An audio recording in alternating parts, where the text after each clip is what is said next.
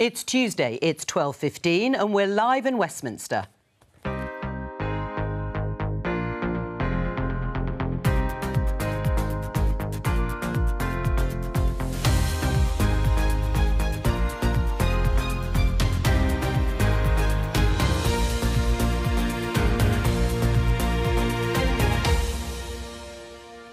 My guests today are the Conservative MP Tom Hunt, Labour's Shadow Policing Minister Sarah Jones, the former government advisor Anita Boateng and Ellie Mae O'Hagan, Director of the Centre for Labour and Social Studies.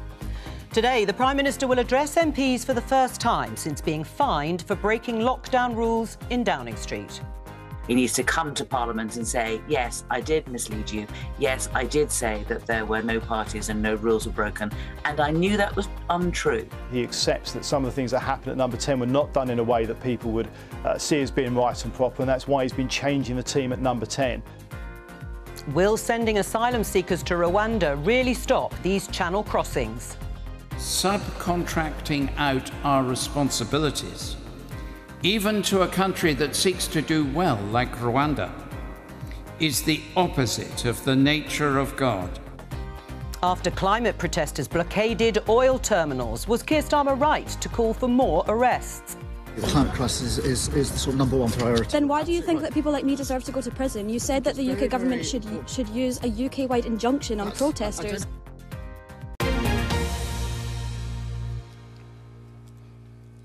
As you heard in the headlines, Boris Johnson, the Prime Minister, is set to apologise for breaking his own lockdown laws when he makes his first statement to MPs later on this afternoon after being fined by police. Now, we already have a sense of the tone and the line and case the Prime Minister might make in the House of Commons. Let's have a look at this headline in the Daily Mail. Have some perspective, Boris, to tell MPs over Partygate. That's my question to you, starting with Tom. Do we need some perspective on parties? I think we do. I think we've just seen in the last 24 hours that Vladimir Putin has intensified his efforts in Ukraine and the east of Ukraine. I believe it is a wartime situation. It's potentially the biggest development in mainland Europe since the end of the Second World War. And we've also got a massive cost of living challenge. So, yes, I think probably that's a fair comment.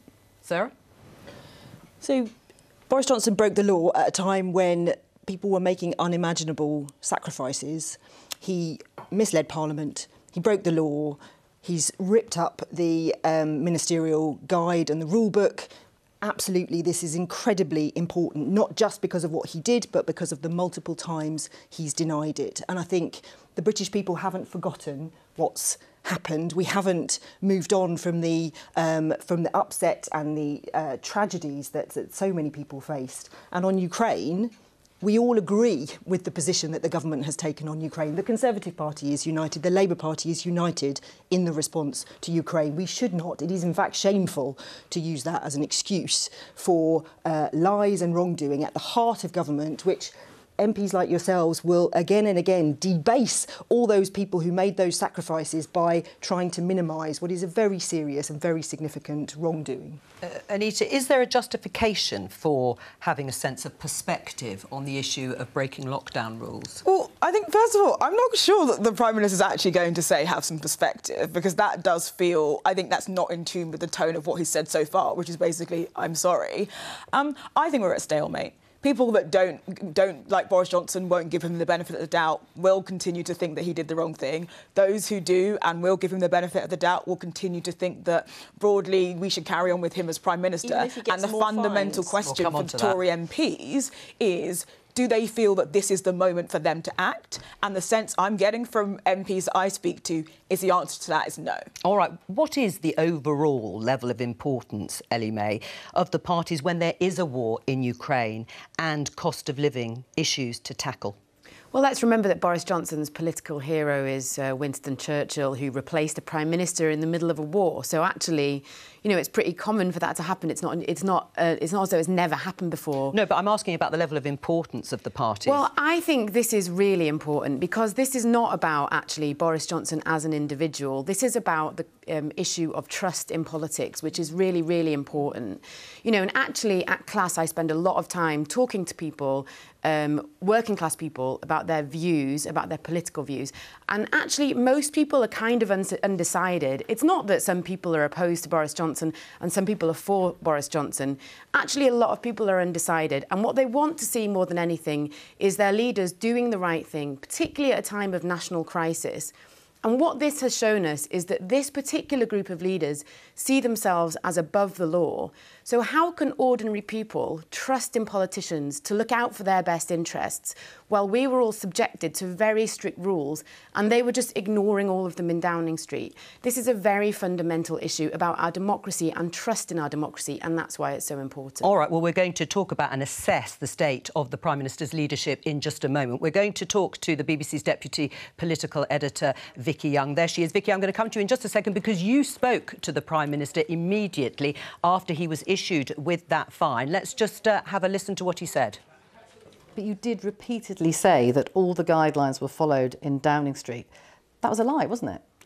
When I said that, I spoke in completely good faith because, as I've said to you just now, at the time that I was standing up for 9 minutes in the cabinet room where I work every day, it didn't occur to me that I was. But you didn't understand your own rules, and everyone else had to follow them. It didn't occur to me that, as I say, that I was in breach of the rules. I now humbly accept that I was.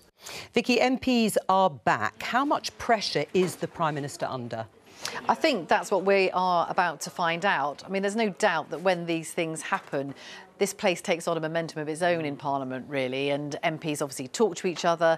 I think if this fine had been issued last week, it would have been quite a bit harder for the Prime Minister. But I think we got, didn't we, a sense last week of what he's going to say, which is, look, he's going to apologise again, I'm sure, and he's going to say, I acted in good faith. What he's actually doing is saying, I was told by advisers that this event didn't mean it was a party, that it didn't break the rules. Well, it turned out that that was wrong, but essentially he's saying it's not my fault. And that was the most striking thing about last week. He's saying, I accept the Met Police fine, I've paid the fine, I accept I broke the laws, of course, that he made. But he did still try to explain it away by talking about Downing Street as a workplace. Previously, we've heard people talk about work events. Well, you know, as far as I can remember, there were no exemptions for work events, and that's the problem he's got. What he's trying to do today, I think, is to say that they need to put this in perspective. He's hoping that we've moved far enough from the pandemic, far enough from those restrictions being in place, that people will now look back and say, look, there's other things happening in the world that are more important. Now, what about the opposition and in terms of what they are trying to achieve by sort of saying that he's misled Parliament, and if that can be proven, then surely he'd have to resign? Yeah, that is the convention, that if someone is deemed to have lied to Parliament, then that's the point, you resign. Now, I think the Prime Minister's already given his excuse, if you like, for that by saying, look, if I've done so, then I've done it inadvertently. That's effectively what he's saying, is that he took advice, his advisers told him, look, that didn't break the rules, none of these events broke the rules. Therefore, when he said that at the time, he did it according to advice. Now, lots of people will say, hang on a minute, you're the Prime Minister, you've got to take responsibility for all of this. Now, in terms of forcing him to do something, if a Prime Minister chooses not to resign, then there aren't that many ways that you can get rid of them. One, of course, is Tory MPs themselves. They would have to move against him. We're not in that position yet. Now, that might change, but at the moment, that's not where we are. The second way, of course, is a general election. So ultimately, the jeopardy may have gone for now, but eventually, of course, voters will decide and voters will make their judgment on a leader, on a Prime Minister and the way that he has behaved. Now, that won't be today, but I think if more fines were to come the Prime Minister's way, then things could get even trickier for him. Vicky Young, thank you very much. The problem here, Tom, having looked at this over the past week or so, is we're being asked to excuse the Prime Minister for stretching the limits of the rules that were set by him in Number 10. And these rules relied on buy-in from all of us. I mean, it was the cornerstone of government policy. It wouldn't have worked during the pandemic if we hadn't all adhered to it or were asked to do so, and yet he didn't. I think the key question here is, did the Prime Minister deliberately break COVID rules with regards to that particular event? And you think he didn't? I don't think he did deliberately break COVID rules, no. I don't, and therefore, if my view is that he didn't deliberately break COVID. The question is about whether he deliberately broke COVID. But the police that's gave a question him a fine because that links he broke in the law. No, but were they wrong? Yeah, but the question is, did he deliberately break COVID rules? And if we believe that he didn't deliberately break COVID rules, then he can't have misled Parliament. So that's my position. That's the position of the Prime Minister. He didn't know the rules that he set himself. He didn't know what they were. I think there's obviously been an issue here. It's not a good issue, right? Yeah, it's not good. Do I think it's a resigning matter? No, I don't. Do I think plunging the party in the country into a destabilising 2 or 3 month leadership election is a good idea right now? No. Do I think the Winston Churchill Chamberlain example is a good one? No, because Chamberlain went because of a failure of appeasement and the strategy linked to war, not a side issue. Right. Can you just explain to us, what do you mean that you don't think the Prime Minister broke the rules? How did he not break the rules? No, I've said to you, I do not believe that the Prime Minister deliberately broke the COVID rules at that particular event. He broke them, but he didn't do it deliberately. I think it was unintentional. Right. And therefore, because the key accusation here seems to be, did he mislead Parliament? And my view is he didn't, because I do not believe that he was aware that he'd broken the COVID rules. Ignorance is not an excuse in law, is it? The most serious charge here, though, is misleading Parliament. Oh, so breaking the law is not that serious. That's fine. Well, I don't mind about that. He's got a 50 quid fixed penalty notice. Plenty of Labour ministers for exactly the same thing. They didn't resign. This is not a similar issue at all. Well, this is during COVID, when we were making our biggest sacrifices, where people weren't seeing their loved ones. Of course it's a big deal. OK, yeah, it is. I'm not belittling it. The question is, do I think it's proportionate for a Prime Minister to resign because of it, with all these other things going on? My answer to that question is no. All right. On those two things, what is a bigger issue for you? It sounds like it is the idea of misleading Parliament, which you say he didn't because he didn't know that these were rule-breaking parties. Or is the police fine, breaking the law, the biggest issue for you? I think it's a £50 fixed penalty notice, which has come about as a result of him not following the COVID rules, which I don't think he did intentionally. It's obviously not a good situation, but I still do not think there should be a requirement. Ultimately, the people of this country will decide in a general election whether they want the Prime Minister to continue or not. And actually, let's not forget, he got an overwhelming democratic majority over 2 years ago. Yeah. And I think one way or another, it will be those British people who will make a decision. It's for them to make that decision. And actually, that doesn't include the local elections, which aren't even all over the country. When it comes to the actual guidance itself, Boris Johnson told the Commons very clearly that the guidance was followed and the rules were followed at all times. He said there were no parties and all rules were followed at all times. That patently isn't the case. Well, I mean, I wouldn't... That particular... So, with regards to the event in question, because that's the only one we know, because the police investigation is continuing with the other ones. It's sort of speculative what's in the media about what may have happened at other events.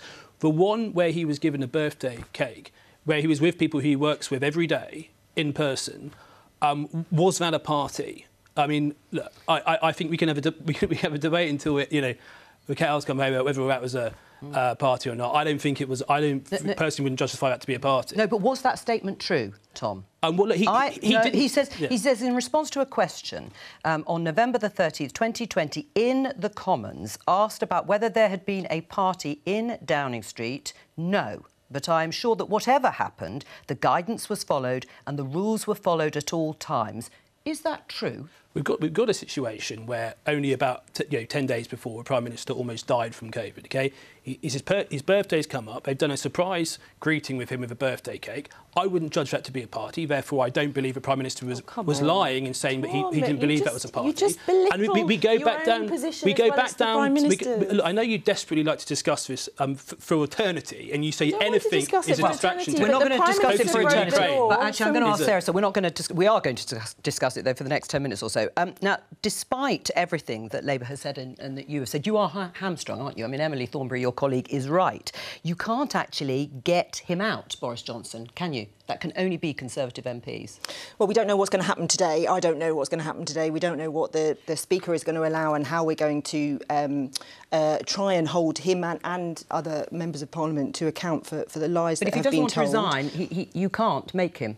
We can't make him resign right now. No, you're absolutely right. And I think this is why, and it's really important that the kind of foundation of democracy is that Parliament should be able to hold the executive to account, and that is based on an assumption that the executive tell the truth.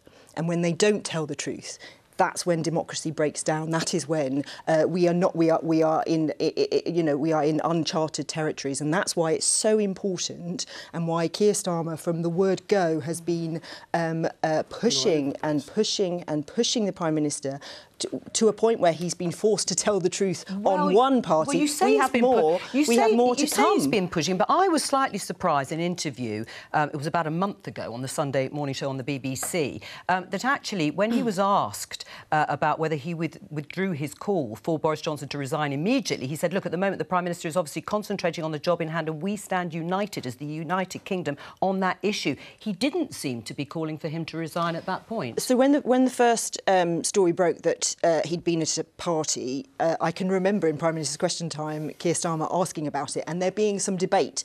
Does this matter? Does anybody care? Is this an issue? Of course it matters. Of course it was an issue, and he has pushed it ever since.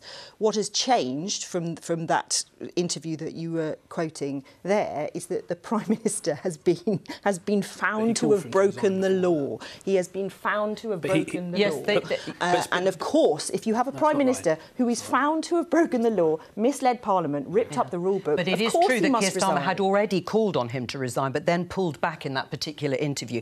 What is the mood in the Conservative Party? Because, as we know, there were several letters sent in to try and trigger a leadership contest. We still don't know the exact state of that, but there is a sense that some Conservative MPs are holding fire until perhaps we get the full Sue Gray report and if there are any more fines to come. Yeah, my sense is, are Conservative MPs looking for a reason to act or a reason to not act? And my sense is it's much more the latter than the former. And fundamentally, of course, local elections matter. Of course, how Boris Johnson responds in the chamber and his tone, as well as what he actually says, will really matter. But fundamentally, does this feel like the right moment or the moment at which Conservative MPs want to act? I think not. Right. I mean, if there were more fines, and one could argue that this was the least egregious event that has actually been fined for, the birthday party, if there were more fines to come from the Metropolitan Police, do you think he could survive it? I think you shouldn't count out Boris Johnson to survive it. I fundamentally think, look, did the Prime Minister do the right thing? Whether it was a party or not party, was it the right thing to do? No. The Prime Minister seems to have accepted that and has apologised for those things. The judgment will be, do they think that the actions that he's taken in terms of changing number 10, in terms of kind of, I guess, instilling the office of number 10 with a new sense of seriousness, with making them feel like there's a grip in number 10, if all of that is apparent and if there's not an heir apparent, then fundamentally, do the dynamics change? No. Do you accept that, Ellie? I think it's probably true that the reason that Conservative MPs don't want to take Boris Johnson down is because there's no replacement. I think probably Rishi Sunak was the obvious replacement, but now his tax arrangements have come out. I think that it makes it very hard for him to be Prime Minister. So I think that is probably what's going on. And, you know, I just come back to this issue of trust in politics. Do we really want a party putting its own interests above the interests of the country? You know, actually, this really matters. I mean, what I watched there was really painful, listening to you talk about this. It was really painful watching you slip from excuse to excuse, when actually the people watching this are not stupid. We know what happened. They had lots of parties. They lied about it. They got fined. That's what's happened. And they need to now take responsibility for that. And it's not because Labour should win, or, you know, it's to score points. Yeah. It's because actually people need to believe that the people in power are honest and have their best interests. And I'm afraid everything that you just said will make people doubt that even more. And the fact that Tory MPs do not want to get rid of Boris Johnson because they're looking after their own backs, I'm afraid, will damage trust even further. And pretty much everybody pays when trust in politics is shattered. Your explanation was painful. Well, I'm sure she finds a lot of what I say painful. I'm sure I'll find a lot of what she says painful. No, but I think if you could let me finish, it'd be great, because I've just... It's going to be painful again. Oh, it's going to be painful again. Well, we'll grin and bear it. That's great. That's great to say. I do not think it's in the interest of the country right now to go... I mean, and we say, you know, we've heard that, you know, Labour would do exactly the same thing with Ukraine. The Prime Minister has been singled out more than any other world leader for the exceptional support he's provided to President Zelensky. Exceptional. Ukraine. It's incredibly important. And I think going in a 2 or 3 month destabilising leadership election right now, the happiest person there would be if Boris went is Putin. He's the person who'd be most happy about that. And of course you guys as well. Right. Let Ellie May respond to that. Was that painful, or is that actually something worth considering? No, because obviously you can support the Ukrainian president and have a party and lie about it. Obviously you can do that. Yes, it was painful to hear that again. And this whole thing of, oh, you guys would love that. I actually care about politics more than just scoring points with you or with Boris Johnson. I'm actually really worried about the state of politics at the moment because, as I said before, I speak to ordinary people all the time as part of my job at Class, and people are angry and mistrustful and they're disillusioned about politics, thanks to the actions of the people in government at the moment. And I don't want to blame it all on them. There has been a slow decline in trust in politics for many years, but we're really in an emergency situation now, and this is making it a whole lot worse, and it's threatening to our very democracy. It's really, really serious, and it's not just tit for tat between me and you. You know, you've always despised Boris Johnson, so of course you want to get rid of him. You know, but you know, I would say that I've, you know, over the last few weeks probably getting on to 1,000 doors. You know, and you know this has come up from time to time, and a lot of people are angry about it. But I have to say they are more concerned about cost of living, what's going on in Ukraine, and actually... Do they trust Boris Johnson to do the right thing on those other issues, even if they don't on the issue of breaking laws? I think a lot of them do, actually, and a lot of them have brought up the vaccine rollout, which I credit him for, making a lot of the big calls right on COVID, and quite quickly the conversation turns towards those issues. Sarah? Well, I think on Ukraine, I mean, it is extraordinary that Tom believes that there is no one else in his party capable of being Prime Minister and couldn't step in and do the job instead. I don't think that's the point. To Ellie's point, which is really important, this isn't about me trying to score a cheap point, because when people see a Prime Minister breaking the rules, what they think is that all MPs do that all the time. And that means that people trust us even less. So that is why we have to hold on to some fundamental things about our democracy, which is in Parliament you tell the truth and you don't break the law. On that issue, a photo emerged of Keir Starmer, the Labour leader, appearing to be drinking a beer. This was in April 2021. We've shown it a few times on the programme, where COVID restrictions were still in force. He said we didn't break any rules. We were working in the office and we stopped for a takeaway. Keir Starmer said this was an extension of the working day. Isn't that quite similar to what Boris Johnson claims happened in Number 10? Well, the police haven't decided not to investigate that at all, which tells you everything you need to know. It's not a police matter because he didn't break the rules. In Number 10, I mean, we are going to end up with a situation where potentially 10 Downing Street has more COVID fines than anywhere else in the country. I mean, how extraordinary could that be? Of course, and I wouldn't question for 1 minute their neutrality in that situation and their ability to make the right judgments. And it's very difficult for them. And it was so difficult for them during COVID trying to enforce these emergency rules without their own Prime Minister breaking them every 5 minutes.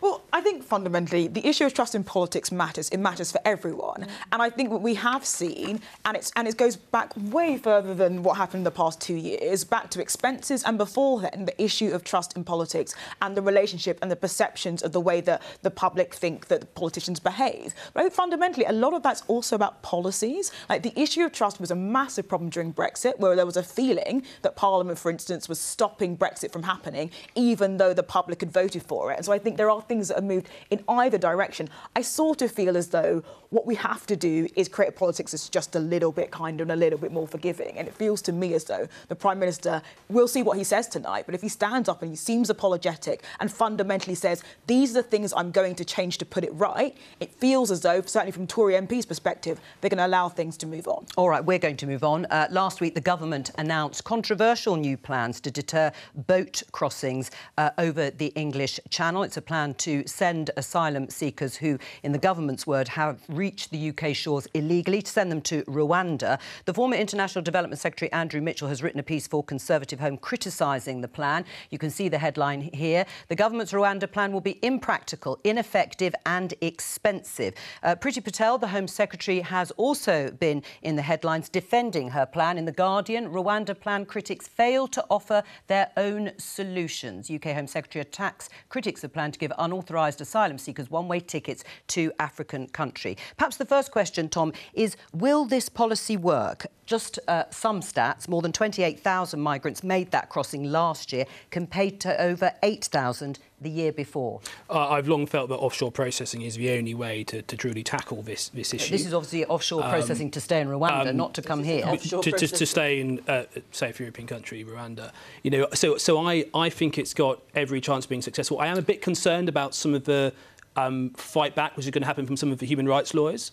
Who will undoubtedly be propped up by Keir Starmer. You know, that does concern me a bit because... Do people not have a right to some sort of legal redress? Yeah, quite. But I think the majority of the British people want this to be a success.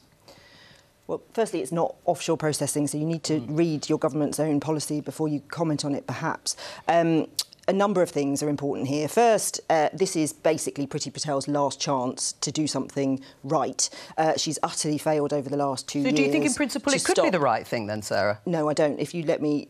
sorry, it's that quite a complicated issue and it takes a bit of unpicking. Well... So what we've seen over recent years is a failure in the Home Office to get any kind of admin basics right. And what has happened as a result of that is that the number of people who are failed asylum seekers who we are removing from the country has dramatically fallen. Dramatically. So under the last Labour government, about 14,000 a year would be removed. Now it's gone right down to just 3,000 or 4,000. So at the same time, the decisions that the Home Office made are taking way longer. So the Home Office is in chaos. It's not processing people. So the fundamental first starting point of a good asylum policy is people come, they claim asylum, you deal with them as quickly as possible, you remove the people that don't qualify, and you allow the people to... So we are spending £5 million a day on people who are waiting for a decision. So that's the first point. Second point is you have to... Why are you laughing, Tom? I'm laughing because I'm laughing. Should I tell you why? Should I tell you why I'm laughing? Because the Labour Party just voted against the courts bill, which will make it easier. Which courts bill? What's the courts bill? The police crime sentencing. No. The courts bill. It is because what we're doing. The borders bill. Because as status quo, you get 3 bites of a cherry when it comes to appealing deportation orders, and actually we're cutting that. So why did the Labour Party vote against that? If you want to make it easier to deport illegal immigrants? Because it's not going to work. There's two sides to this. First, there's the having an efficient system that actually doesn't waste money, but which Sarah, I've covered. everyone will want an efficient system. Yes, and we haven't got one under Priti Patel because she doesn't know how to run a government, a department. Yeah. The second point is what do you do that ensures you have a fair, compassionate, ethical system? And there are 2 parts to that. One is how do we have a system where people are able to claim asylum? At the moment, if you are an interpreter from Afghanistan who didn't work for the British government, there is no legal route for you to claim asylum. But there is a legal route from Afghanistan. I mean, a legal, safe route does exist. Only under certain criteria. No, absolutely, I'm sure. So what we for need other countries, there doesn't seem to be a route at all. What most places would have and what we used to have, what you need to have, is a way that people can claim asylum. And then we decide yes or no. So you need that legal route. You also need to negotiate with Europe how we are going to have a returns policy, which means if someone has come from another European country to here, we have a relationship with those countries where they can go back and be processed there. Is there anything that Sarah has said that is wrong, that you would disagree with? Speeding up the process, fair, compassionate system and a better returns policy with France? Well, as I said, the Labour Party voted against the Judicial Courts Bill, which makes it easier to deport people, so I find that very questionable. Well, you've said that, and we'll put that to one side for the moment. The French, for our own reasons, I do not believe will accept the returns. Therefore, we've got a situation where the Labour Party are attacking our plan without their own plan. We have no plan. Well, because actually, deep down, I actually think that there are probably a majority of Labour MPs who are against any kind of immigration control and want free movement. Absolute nonsense. No, it's not. No, it's not. Not a single MP that isn't against a free movement, anti-immigration control party. Right. In terms of what Labour is suggesting, where are the new ideas? Because those 3 things that you have said, I don't think anyone would disagree with, broadly speaking. Well, why don't we do them? What's the new idea that will deter those crossings? Those things would deter those crossings. So I've been to Calais and I've spent quite a long time talking to people there, and it is fuelled by but more efficient processing wouldn't deter, would it? No, but it does, because it's fuelled by people smugglers who tell people things. It runs on the kind of rumour of what you're likely to be successful or not. If you know that if you come over here and whatever your claim is, you're going to be here for 2-3 years, then that that doesn't deter people from coming over, because they know it's going to be years before a decision is made. If people know there's a fair process, which will be quick, and if you are an asylum seeker and you have fled a war-torn country and we need to give you humanity and respect, you stay. If you're not, you go. But let's take Priti Patel's plan at face value. It is about deterring the crossings. Do you think that will, her plan, or do you think Sarah's plan of those 3 broad pillars will? Honestly, no one knows. I think there's a theory that maybe people will come less because they'll come in and leave again, as Sarah says. Maybe Priti Patel's structure that means that people will know that they won't even be able to spend, I don't know, more than a week in the UK and will be in Rwanda could make a significant impact. And I think the jury's slightly out on whether those things will work. But fundamentally, it does feel as though as a country we need to do something different, right? We're spending £1.5 billion on asylum seeking. We're spending £4.7 million a day on hotels alone, and the system and the criminals that are funding and preying on vulnerable people is continuing to happen, and that is a result of kind of broader global factors that's driving a lot of migration, because we're talking about from countries like Iran and Iraq, etc. And we put a lot in international aid. We can't end wars and conflict, and so fundamentally, it does feel as though, Priti Patel has been working in the department for another option.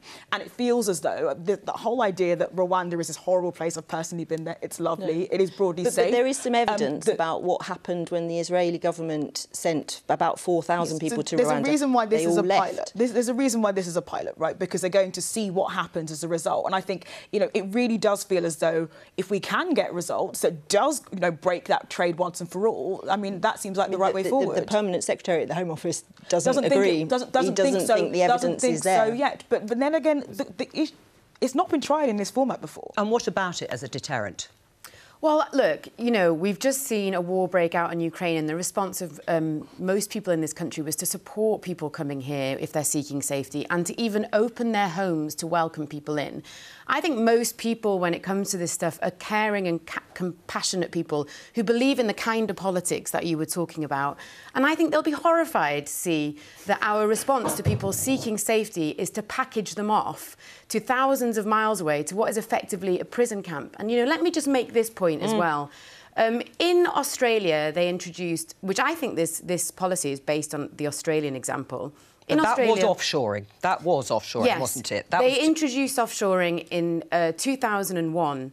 And what's happened between 2001 and today is that ordinary Australians have come to see, through lots of news stories and grassroots campaigns, they have come to see how cruel and inhumane offshoring is. And now some of those offshore detention centres, like the one in Papua New Guinea, are being closed because public opinion is turning against them. And that's because they're cruel and horrible, and they should not form part of a democracy. And I think, actually, we should have what Sarah says, which is a fair and efficient asylum system. Except, of course, we don't quite know what that looks like. That processes people quickly so that they can start to rebuild their lives in our community. I think that's I'm going to come to you, Tom, because I'm going to show... I think that's what most people want, and I think that's what we should have. Not this. This is horrible. You think that's what most people want, and actually, we can read this tweet from Tom Hunt reflecting leaders of the Church of England who've also criticised the plan. Should be wary, you said, about clumsily intervening into complex political issues at the best of times. To do so on Easter Sunday feels very wrong. Archbishop of York views particularly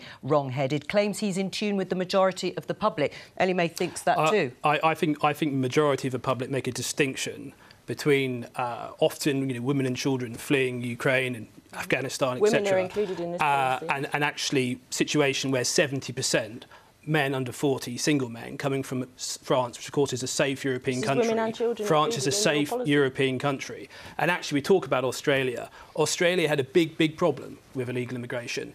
They introduced what they did, and today they don't have a big problem. You say it wasn't popular. The Liberal government won numerous majorities on the back of it as a policy, and actually the Australian Labor Party even adopted it because they realised it was popular. Can I come back on that? Sorry. Can I just come back on that? Sorry. Actually, in 2019, the Liberal government had to pledge to end offshore detention because they thought that if they didn't, they wouldn't win the election.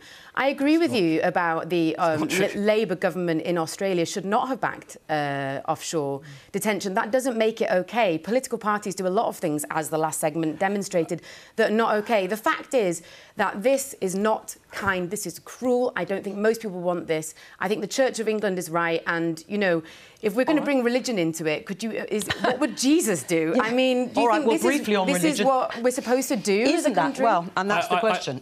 Shouldn't they do these things and say these things? I think, firstly, it's ironic. You know, you're speaking to talk for working class communities who actually think this policy is probably most popular. That's not true. Let him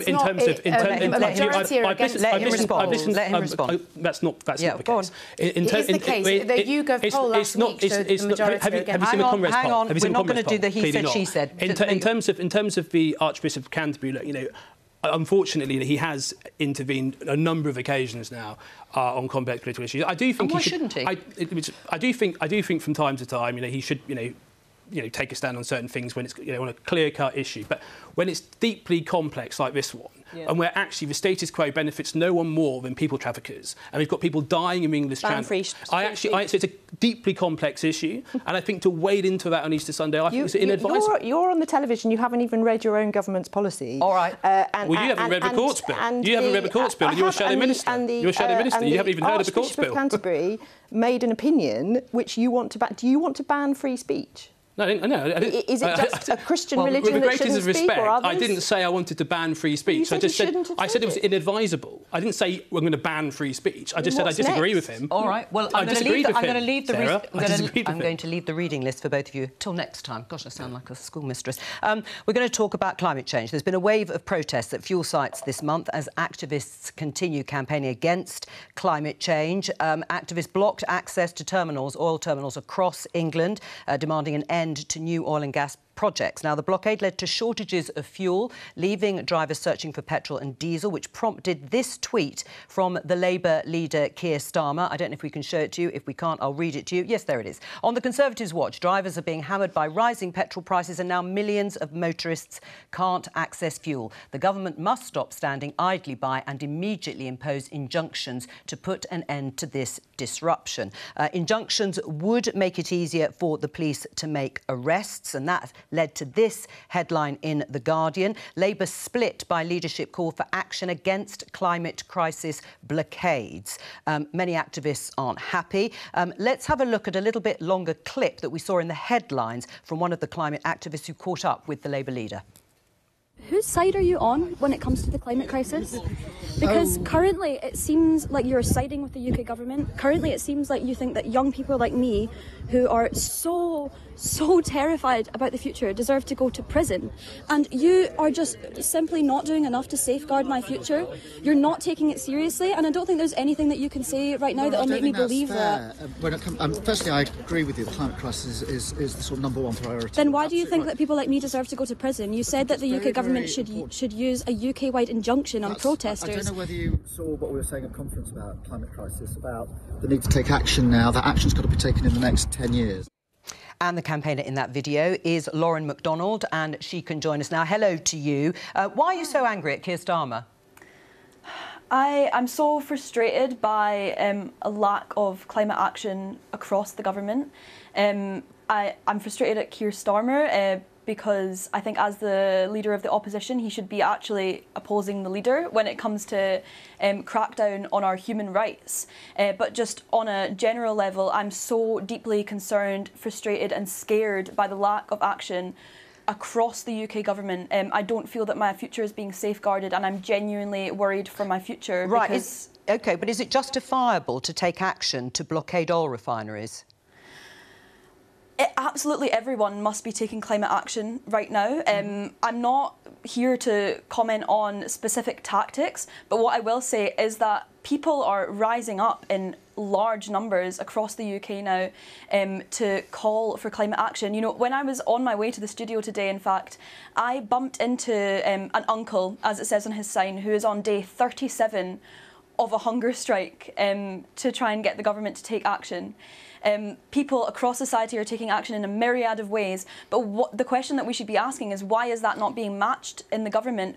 Why is Boris Johnson and his government still trying to push forward all these new oil and gas fields? Absolutely, we've been told that we can't, by the International Energy Agency, that sure, if we are to have any shot at a livable future, you're talking about the government, but your anger was directed very much at the Labour leader, and Labour have promised to spend £28 billion a year tackling climate change. That's a pretty bold commitment. It absolutely is, but the Labour Party is not currently in power. They don't have the power to spend that money. But what Keir Starmer does have the power to do is to stand up for protesters, to stand up for people who are scared of the future, in the same way that that is a responsibility of everyone in the government. And it's not just Keir Starmer that I'm frustrated at. I'm extremely frustrated at the Conservative Party, who are trying to push through oil and gas fields, which is just a complete disregard for my future and my safety. Let me put that to Sarah. Do you understand what Lauren is saying and why she's so frustrated at Keir Starmer not standing up for protesters like her? So, two different issues. One is the right to protest. Now, I, for the Labour Party, took through the Police Crime Sentencing and Courts Bill, and part 3 of that is all about the right to protest. It's a balance between someone's right to be annoying, loud, noisy, disruptive, and everybody else's rights to go about their business. And our view in the Labour Party, and my view very strongly, was what the government was suggesting in that bill tipped the balance far too far against the right to protest, actually bans peaceful protest and noisy protest. And I'm not asking about that, but you are calling for injunctions against people like Lauren to blockade oil refineries would mean she's more likely to go to prison. So are you, as the Shadow Policing Minister, in favour of that? So the right to protest is important, but it is not an unqualified right. And you do not have a right to disrupt to the extent where you put people in a dangerous situation where they can't have petrol in their cars, where they can't go about their business, where we can't be transporting things around the country. So we don't want to change the law to just say, well, let's ban all protests, which is what Tom would like to do. What we would like to do is to have injunctions. An injunction means that you are told you cannot go to that site. It is a lot easier for police to arrest people. You might get a fine, you might be arrested, you might be fined. You only will be put in prison if... But you have to get that balance right. And of course, Lauren wants to make her point. Of course she does. There's nothing more important than climate change. But we have to balance that with people's rights to go about their business. So in this case, we needed those injunctions, which the government failed to do, to make sure people weren't disrupted to the extent that they were. Would you accept that, Lauren? Absolutely not. I mean, saying, like, I don't have a right to take action, then why does the UK government have a right to completely destroy my future? That doesn't make any sense to me. Like, these people, whether we agree with the tactics or not, I think something that we can agree on is that we all want a safe and livable future. These people who are taking these actions are just trying their best. Unfortunately, as climate activists, we have to throw things at the wall and see what sticks. We're trying to stand up for our own future because nobody is doing it for us. And I think what we really need to be focusing on is the lack of action in the UK government, not turning against people like me who are trying to make the world a better place. Sarah? I think if you look at the way politics is going at the moment, there is quite a dangerous undercurrent of people questioning the climate crisis and questioning what we should do about it. And it is my job and it is our job to say, actually, we need to be doing far more, we need to be going faster, we need to be acting. And Labour has, you know, as you said, a policy of £28 billion a year, investing in insulating our homes, renewable energies, all of that. But we have to take the public with us. We have to win an argument. And how do you win an argument? You and I might disagree. But we do need to win that argument, but not by disrupting people to the point where they can't buy their petrol. Will you agree with Sarah on that? I mean, look, the great problem for the Labour Party is they're caught between people like Lauren, who a lot of their members will sympathise with, and the majority of the British public. Where are you on this? Do you agree with Sarah? I absolutely side with the millions of people, hard-working people up and down the country who have had their daily lives made that much harder by the selfish and reckless actions of people like Lauren. So with Keir Starmer? No, because I don't think because Keir Starmer voted against a police bill. Keir Starmer is not in the same place. No, but on this, in terms of taking tough action, are injunctions the right way to go in terms of stopping people blocking and stopping people getting petrol to lead their lives? No, I mean, I think a peaceful protests are a cornerstone of all democracies, and we shouldn't be using the court to stop that. I think that leads us into quite dangerous territory. But, you know, and I think what Lauren said there is really important in the sense that actually Those protesters don't really want to be taking this kind of action. They don't really want to be disrupting people. But they're acting out of sheer desperation because the government has had multiple chances to act and it hasn't. Injunctions, yes or no? I would say the government's done quite a lot on climate change and not giving enough credit on that. Well done, Anita. Thank you very much to you, Lauren. And that's it from all of us. First day back. More tomorrow, 11:15. Bye-bye.